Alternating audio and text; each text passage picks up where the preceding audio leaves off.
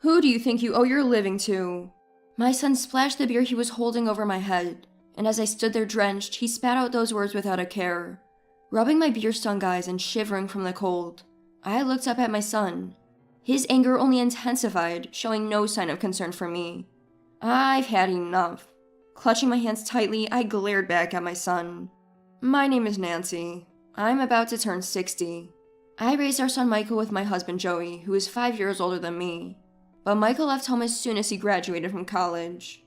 Joey and I were enjoying our life as a couple, but in recent years, Joey started having chest pains and went for medical tests.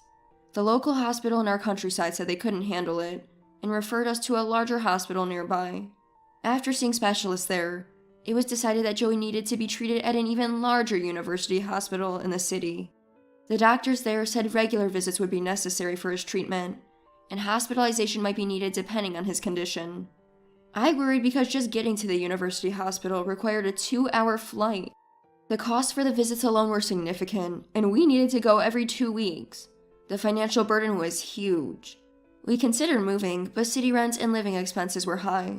However, calculating the transportation costs of frequent visits, we concluded that moving would be cheaper in the long run. So we moved to a small apartment close to the university hospital. Life in the new place was tough. Even with our savings, the city rent was high. Joey, who had been working until then, was advised to rest, leaving me as the sole breadwinner. Finding a job was not easy at my age, but I managed to get a cashier's job at a supermarket and started supporting our household.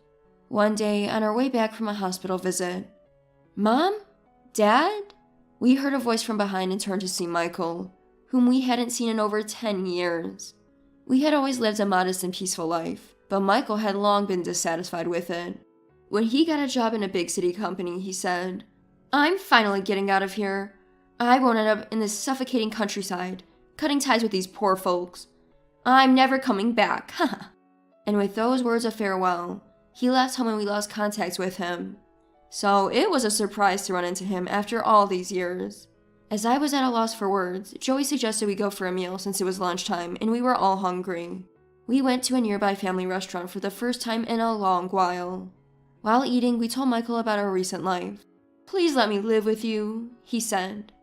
We were shocked by the sudden request, but then Michael explained. He had had frequent conflicts with his boss at work, and after a recent altercation, he quit his prestigious job on the spur of the moment and was now looking for a new one. He ran into us by chance and asked to stay. Seeing Michael struggling and asking for help, we decided to let him stay, on the condition that he pays half of the rent and utilities. At the end of the month, after taking Joey to his regular checkup, I returned home to find Michael just back from job hunting. "Michael, the rent and utilities are due soon. Can you give me your share for this month?" But he didn't respond. Thinking he didn't hear me, I asked again, only to be told he had no money, and wanted to skip this month's payment. Since we were also struggling financially, I insisted on the agreement. "That's so annoying." And Michael, annoyed, threw $50 at me and muttered under his breath. I couldn't help but be surprised at the act of throwing money at someone when they didn't have enough money, but Michael persisted in a voice that was barely audible. "Annoying," and "poor people," frightened but determined. I asked him about the shortfall, to which he shouted, "Greedy, I'll pay the rest later," and stormed out of the house. As expected, that month Michael only paid the $50 he had initially thrown.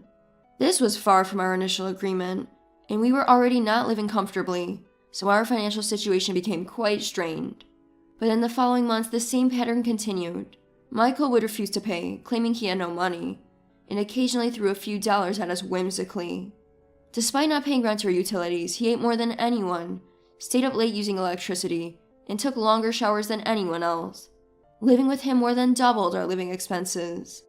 We reached our limit and tried to kick him out for not keeping his promise.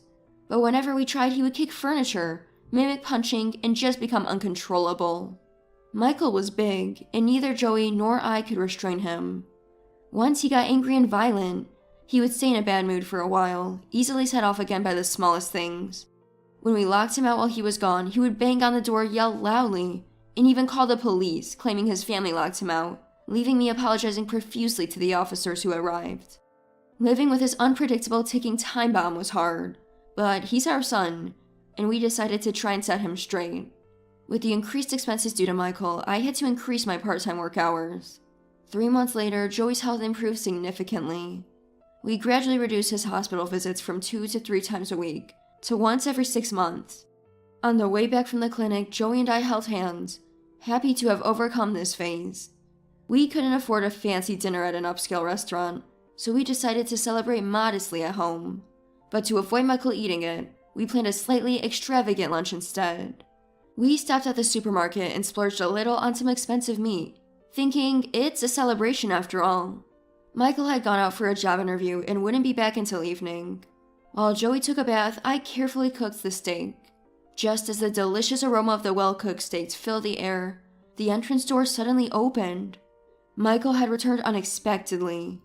Before I could say anything, Michael said, "Nice meat," and took both plates of steak. "I'm sorry, that's not yours," I shouted, but he ignored me. He easily brushed me aside when I tried to stop him and took the steak to the kitchen. Opening a beer, he started drinking. And eating the steak we had prepared for our celebration without a word of thanks. Enough is enough. You haven't paid this month's food expenses, let alone the back rent and utilities. That's for Dad's celebration. I can't forgive this, even if you're my son. I finally lost my patience and shouted. Michael sighed deeply, holding the newly opened beer bottle, and began walking towards me with big strides. Expecting a punch, I raised my arms and closed my eyes, only to feel my head getting wet. Instead of hitting me, Michael had poured the beer over my head. "Who do you think is taking care of you? I'm the one looking after Dad during the day so you can work, right? I'm the one helping him shower. I'm working plenty, and yet you say it's not enough? You mean if I don't pay, I'm not contributing?" He yelled, arguing how much he had been helping us. As I opened my mouth to argue back, he smashed the empty beer bottle on the floor. The sound startling me, and he continued to yell without pause. "Money, money, money. All you think about is money, even though I'm taking care of you. I can't handle a greedy woman like that anymore, so just leave. You're unhappy because I'm not bringing in enough money, right? Then just go." Hearing the sound of a bottle breaking, Joey rushes in, but upon assessing the situation, he stares directly at Michael with a stern look. I let out a deep sigh and fixed my gaze on Michael. Even though he's my son, I can't take it anymore. "I understand. I'll leave by this weekend." At these words, Joey looked shocked and then hung his head deeply. Michael said, "You're staying another week?" he says in a troubled manner. He sounded annoyed and let out an exaggerated sigh before leaving the room without cleaning up, his footsteps echoing. I began cleaning up the broken beer bottle pieces, the wet clothes, and the floor. Joey joined in to help after a while. I couldn't help but sigh deeply, wondering how my son turned out this way. A week later, we were ready to leave the house. Having packed our belongings, the large items were already shipped, leaving only the small things. After Joey left the house first, I looked at Michael. He scoffed and shooed me away with his hand like I was an insect. "Get out of here, you greedy old woman. You don't appreciate a son who cares for you, treating me like a bastard just because I don't bring in money. You're no mother to me." That's exactly what I wanted to hear. Did you ever actually take care of Dad? Michael's face turned red with anger as soon as he heard my words. Normally, I would avoid provoking him, but knowing today was the last day, I felt the need to vent some frustration. "You're taking care of Dad at home so I can work, right? But all you do is watch TV in the living room while I'm out. You even make Dad prepare your lunch. And what about showers? Don't tell me you're calling it caregiving when you just put Dad in the shower and play mobile games in the changing room." That's right, Michael claims to be caregiving, but in reality, he does nothing. It's baffling how he can say that with such confidence, given his indifference towards Joey. Michael yells in response to my words, but it's all vague. He never specifies what he actually does. "I am taking care of him," or, "Thanks to who?" I won't say exactly what I did. Of course, it's Joey and me who prepare the meals. Clean, shop, and take out the trash. The most Michael does is empty the fridge. You're the one who asked to move in, promising to pay utilities and rent. But you didn't keep your promise, bragging about caregiving without doing anything. I tried to kick you out multiple times, but you always got violent, making it impossible to handle you. But this ends today. You need to decide what to do by the end of next month. After that, you're on your own. I can't take care of you anymore. I said this to Michael, explaining his future options, and closed the entrance door in front of him, who looked ready to lash out. In the end, Michael didn't follow me. That night, I received a high-handed message from him asking if I had forgotten all the care I'd given him and saying he would forgive me now if I apologized. Ignoring it led to another message the next morning, calling us deadbeat bastards who abandoned their son. That was it. A month later, I got a flood of calls and messages from Michael. I didn't notice them during work, and they numbered in the hundreds. I was stunned, but decided to answer when he called again. Finally picked up, huh? What's this about not being able to stay in the house anymore? Michael was frantic, repeating he couldn't stay in the house. It's obvious, isn't it? We had a 3-month rolling contract for that house. I told you several times before I left that we weren't renewing it, so you can't stay there anymore. It seems Michael had planned to take over the house and enjoy living alone, but the house was always on a 3-month contract. We rented it temporarily for Joey's medical appointments, and since his condition improved and he needed fewer visits, we ended the contract. It would be unavailable at the end of next month. I repeatedly explained that if Michael wanted to continue living there, he needed to make his own contract. I didn't know that, you tricked me. Don't be silly, I explained several times and left the necessary paperwork for contract change. Anyway, if you want to stay, you need to make your own contract. Otherwise, you need to leave soon to avoid bothering the management company. I said this and ended the call while Michael was still ranting. Despite him being my son, it pained me to see things turn out this way. He was smart enough to get into a big company, so why did he behave like a tantrum-throwing child?